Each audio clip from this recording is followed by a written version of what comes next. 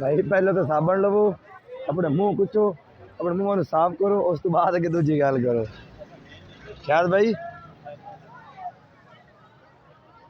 जो बशीर कितने रह गया? किधर पावन दे, तू भी अजाब ही है मेरे वास्ते। छेती कर। हाँ जी रिजवान भाई बस हो गई?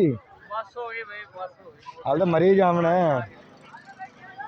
पहले मरे पे तो हाँ जी भाई मरी चलिए होना ये बाद चलो कितने चाचा बशीर क्या कितने बाद क्या ओ ए चाचा बशीर, चाचा बशीर इन मरी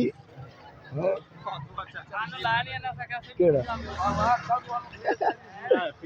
ओए आओ चाचा जी ठीक हो? बर्थडे वास्ते यार इतने दिन बाद तो मिलन आया इतने